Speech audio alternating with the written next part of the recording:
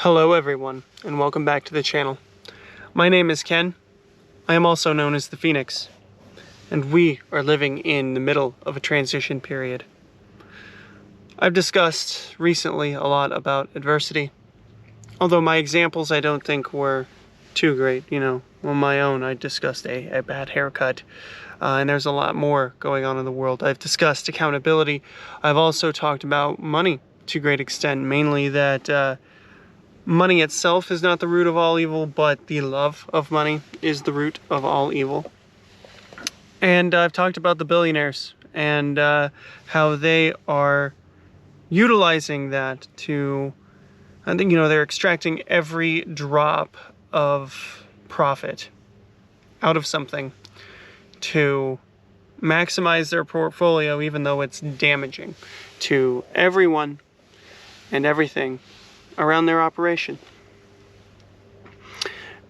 And we are currently in the middle of a major transition. That transition is from an economic point of ownership as we lean more towards an economic censorship around renting.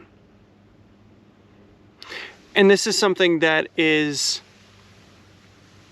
clearly visible from every aspect of our lives almost. And if you sit back, you actually think about it and you can see it. If you want to be a content creator, you're renting your software, right? Most softwares, good software, reliable software, most software in general is subscription based. It's very difficult to find a lifetime license, but I was able to find 2 different programs in my workflow that use or offered the lifetime license, so I feel like I lucked out with that. And right after I purchased the lifetime license for one of them, they canceled it. So not my lifetime license, but that option itself. They knew what they had, and they wanted to really set up that subscription-based platform. So you have the software that we use, the entertainment that you watch, right? Most of us have Netflix, Prime Video, Hulu, Peacock, Paramount, Plus, whatever. You have a million different options now in streaming platform. And the one thing that they don't provide you with is a form of control. You have no control there. Everyone knows by now about the Sony debacle. And if for whatever reason you don't know what that is, Sony had Paramount content on their platforms for purchase, and multiple users had purchased them, and then because their contracts weren't being renewed or anything along those lines, they canceled it. Like, all that stuff isn't just being taken down from the store page. No, if you've purchased any Paramount content, you're now out. You're now out. And you're not getting a refund. And they're trying to make you feel comfortable with this push, like, well, no, you're not buying something to own it. You're buying a license to watch the thing. And I don't know. I don't know why people defend this. I don't get it at all. I do not understand why someone is willing to absolutely defend someone from the stance that you give me money, you get the right to watch something one time. I mean, if it is a play, sure. If it is a live performance and I'm actually able to interact with the actors, or I get to sit in the same room with them, why not? That's an entirely different experience than going and watching something from the comfort of my own home. I could go into this indefinitely and elongate this video, but I'm not going to do that. I've made my point about that, and I have made my point on how I feel about it. I don't necessarily agree with it. Not when you're losing out on the entire reason that you got the platform to watch in the first place. all of that media, all of the software that we use, and now where we live. And that's always been an option, right? Renting has always been an option. And now we are in this process. Second recession. This is the second recession in 16 years. The second recession in my adult life. For those of you that don't know, I am a millennial. When I went to school in the 90s, they were like primary school, elementary school as we call it here in the States, high school, all of that. They were telling us to go to school, get a college degree, and then you will be able to work a job that actually pays you enough so you can enjoy life, you can own a house, buy a house, have a wife, have a family, and live your dreams. You can do whatever you want. All you gotta do is put your mind to it. What they didn't tell all of us is how much student loan debt we'd have coming out of that. What they failed to tell us is that by pushing us into that debt-based society, that these student loans would be completely unforgivable. If you got a federal student loan and you apply for bankruptcy, that debt does not go away. You can get rid of credit card debt, you can get rid of anything else by that, right? In fact, this is a good point to interject as I have this thought coming through. I need to look into this deeper, but I'm pretty certain this is why people who know this law can get away with it. But if you open an LLC and you just have everything through your LLC, it's not like you're a personal entity as an LLC. So if you declare bankruptcy as an LLC, I want to say that might be you being able to declare bankruptcy essentially as a business, and you get to just wipe that debt away without it actually affecting your credit. Need to look further into that. That is just something that I pieced together in my head just now. And I don't want to report it as fact. I want to report it as a possibility. And that's something that I will look at later.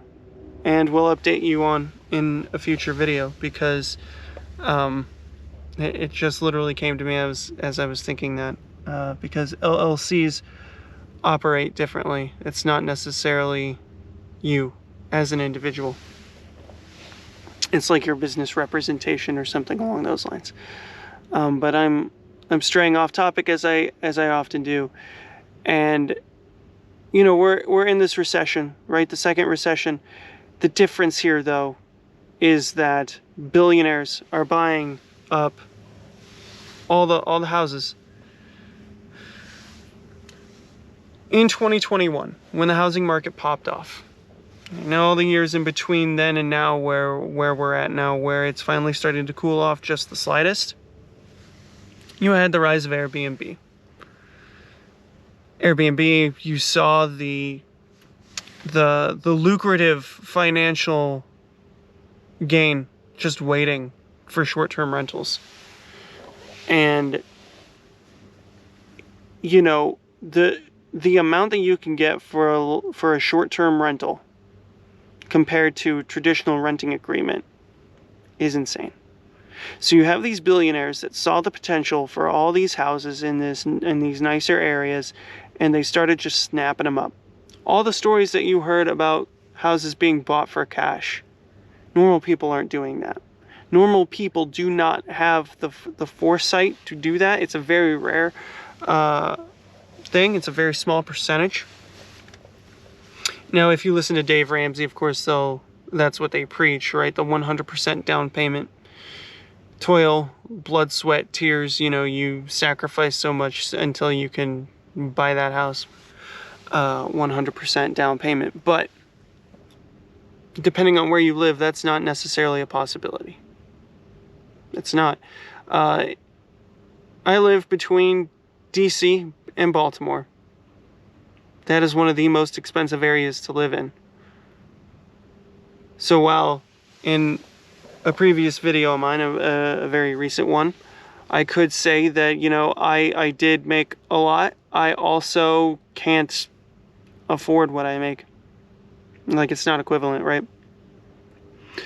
And then you have all the billionaires purchasing up all this land so that way they can just pad their wallets more, and it is detrimental to your fellow man. It is detrimental for everyone in the surrounding area.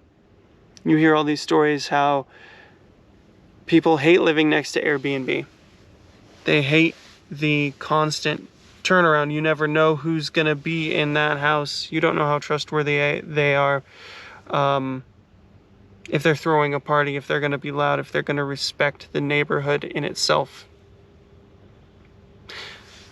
That's neither here nor there. It's not something that I have to deal with, but it is a downside to the Airbnb. And you know what? In this moment, it sounds good. So yes, we are in the middle of a transition period. I keep wanting to say transitory. I don't think that's a word. But we're in the middle of this transition period of owning to renting. We have the billionaires snapping up houses amid the second recession in 16 years.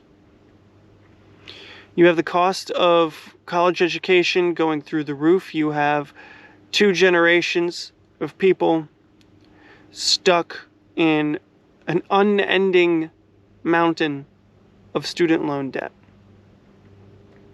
And you wonder why people are angry.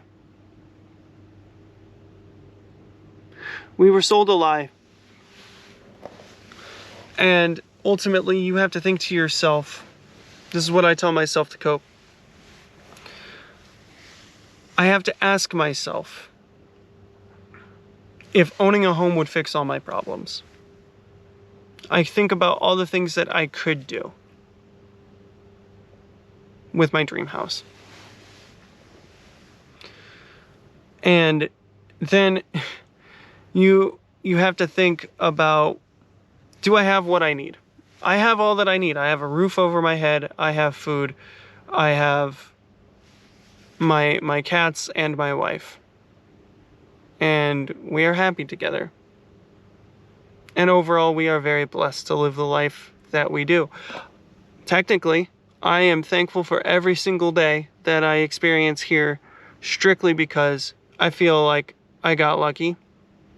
In April of 2022, almost 2 years ago, I'm in extra time. I'm in 2 years of extra time after having a gun go off right next to my head. It was that close. It was that close to the end. And I tell myself this, and I am thankful, and I do have a place of gratitude. But at the end of the day, I do feel frustration about where I'm at, about where we are, about the constant infighting. It doesn't matter. Humans like to separate themselves, right? I've said this time and time again, and I will continue to say it time and time again. Us as humans, we love to separate each other out into boxes, whether it be race, religion, generations even. Right? You have the greatest generation, then you have the baby boomers, then you have Gen X, then you have millennials, then there's Gen Z, and then we also have Generation Alpha, which are the young kids today.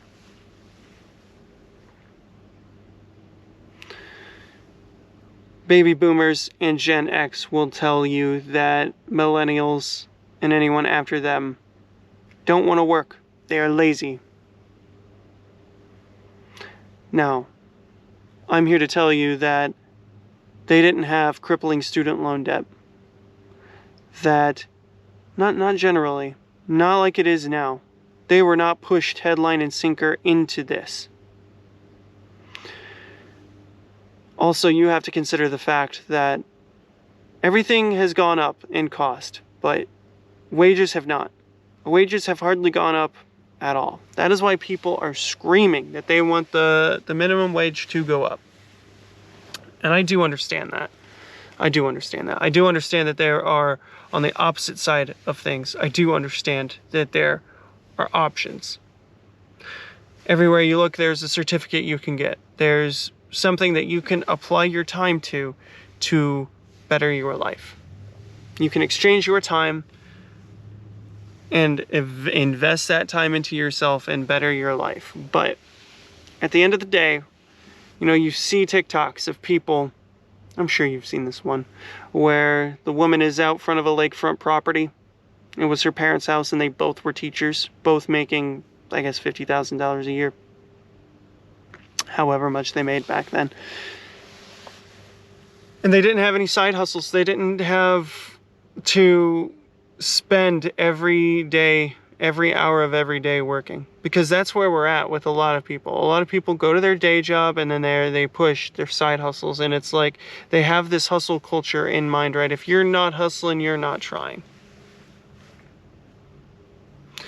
I also have another phrase going through my mind right now that says, do what you have to do until you can do what you want to do. And that's essentially why I'm making these videos right now, is because speaking my mind, it's both therapeutic and I feel like it's a good message to send to everyone. However, I have been going through it the last couple days. It is Tuesday. This video is going to go live on Wednesday. And I can tell you that on Sunday I had a pit of despair open up because it feels like it doesn't matter. It feels like no matter what I'm going to do with my life, I'm always going to be a step or two behind the change. Maybe that is a good thing. I said before, we're here to come here and experience challenges. This is a big challenge for me. This is a very, very big challenge for me, not being good enough. And maybe I am idealizing my dream scenario. I do think it'd be very good to live a non-traditional lifestyle, to maybe be nomadic, to be what they refer to as a digital nomad. Travel, make a bunch of content, rinse, repeat. Maybe that whole dream of owning a house is not it. Could be just that it was a checkbox implanted in my brain simply to check off, and I will feel good once I check that box off and say I own a home. But will it really bring me fulfillment? I can tell you I know myself, and I will not feel fulfilled or at peace until that debt is paid off. I talk about student loan debt. I do not have student loan debt because I did not believe in debt. I didn't fall for it. The debt scam. Debt is slavery. There's something psychological when you get into debt that all you want to do is pay it off, and then it becomes your monthly bill. You have to do things to pay the debt.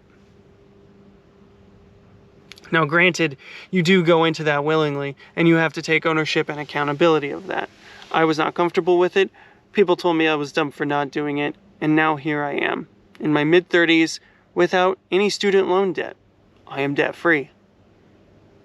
Do I own my home? No. I do not, because I live in one of the most expensive areas in the country. I wanted to say in the world, but in the country. I can't say for sure in the world, but I can say this is very expensive in the country.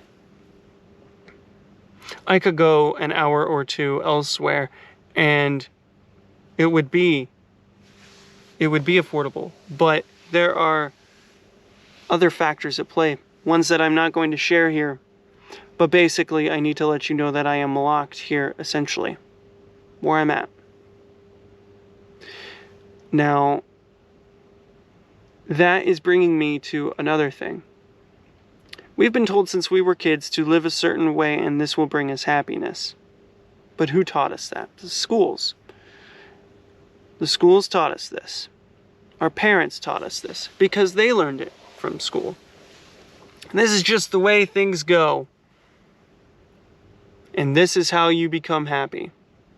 Now, is it perfect? No. Are you going to be happy forever? No. You're going to be really sad a lot of the time. But this is what you do. This is what we're meant to do. Meanwhile, the people who defied that became billionaires. Not all of them. A lot of them. Some of them. I might be dramatizing that aspect.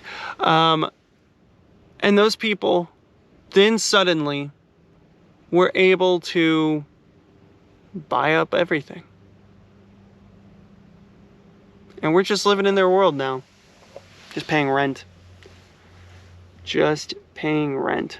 And that's funny. This is another funny thing. When you are, they say words are magic, and that's why we call it spelling. That's another term of phrase that I really enjoy.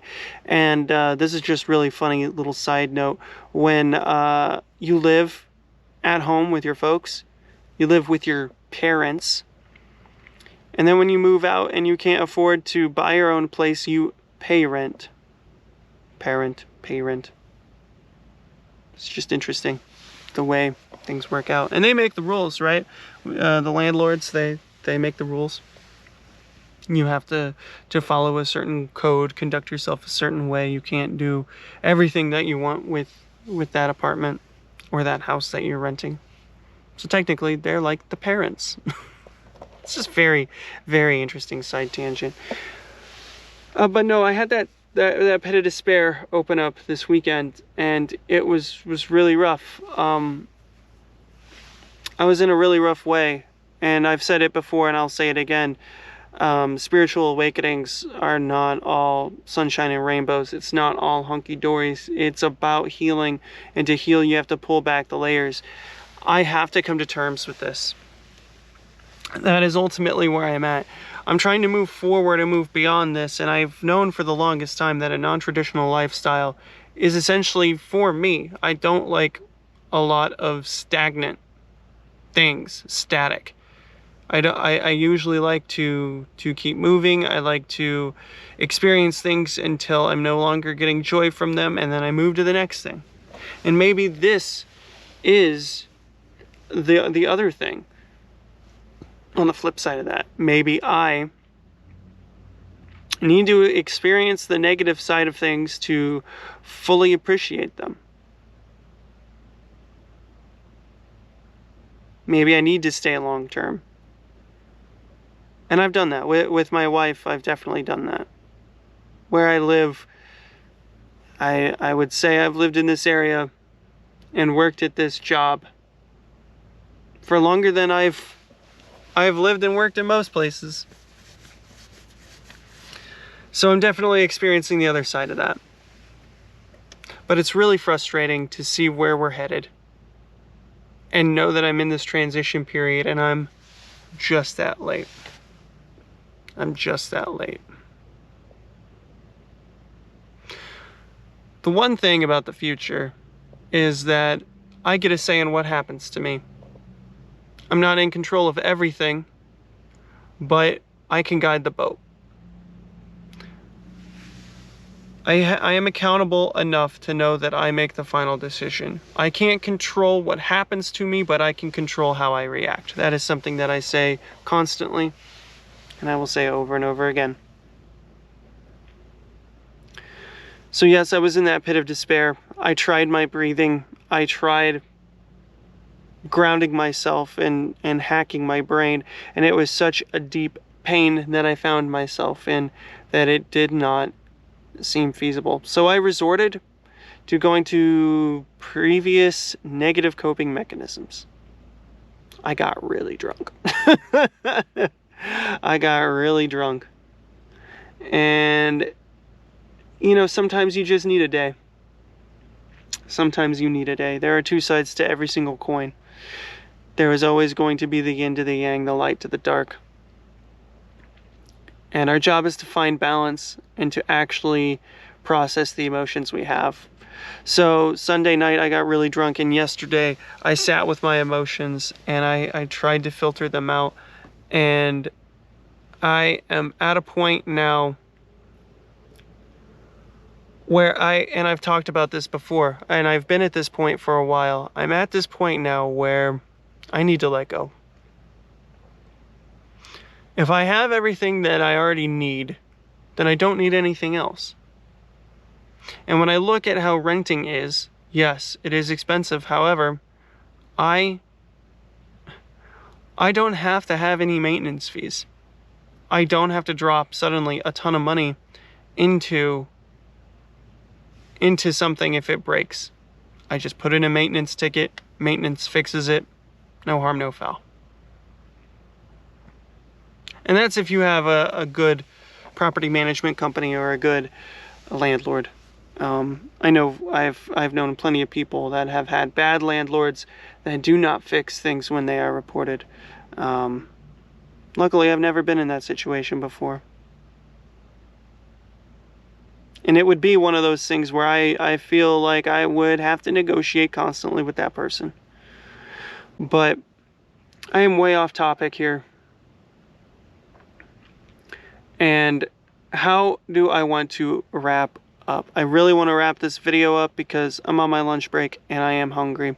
So I want to wrap this video up with hope. I always like to send us off on positivity, and unfortunately there is no massive like universal phrase that I can say that will uplift this or blanket this or put a band-aid on it. Unfortunately, in this situation, all I can say is that I have to let go.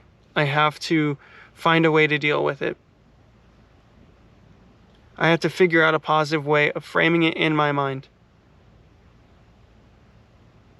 Maybe it just isn't for me, you know?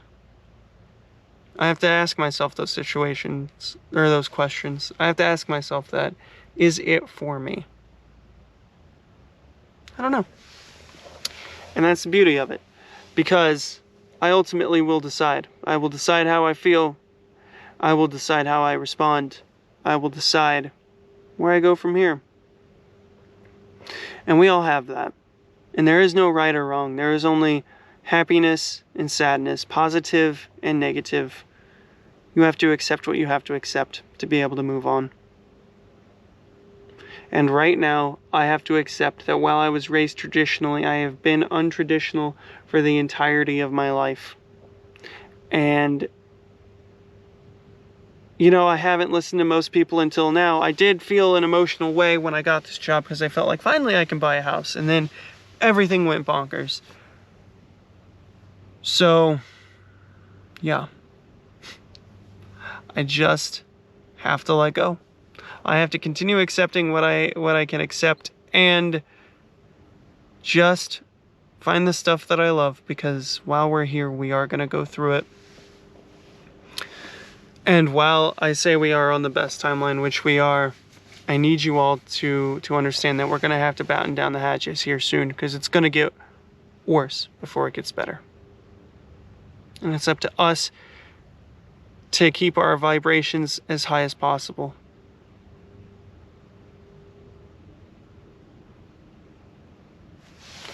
I think there is a part of this video that was lost in my rantings, and that is how we have to balance now and the happiness for now for the happiness for later, because while the billionaires live their lives, we were taught to save until retirement, and I'm not comfortable with that. Too many times everyone puts off their dreams, their goals, their ambitions for retirement, and then we hear it all the time how that person caught cancer, or they got an incurable disease, or they were in an accident and suddenly that life that they were waiting and looking forward to is taken from them. And now when they have to look back, all that they have is all the times, everything that they sacrificed for that job. And when everyone is on their deathbeds, I think the number one thing that nurses have reported is that people are telling us that we prioritize the wrong things. And it is in this final moment. I really wanted to elongate this video solely to say that last thing, and it is here that I find my answer to what I was looking for. And that answer is to let go. I've been really scared about the potential of leaving this job, of going back into uncertainty. When I thrived in uncertainty a couple years ago, everything about life is completely uncertain. In fact, certainty is but an illusion, because we can choose the safe route, and even that can be taken away from us in a moment. And tomorrow is promised to nobody. So the answer is balance. as it always has been. You make yourself happy now, but not to the point that it's detrimental to the future.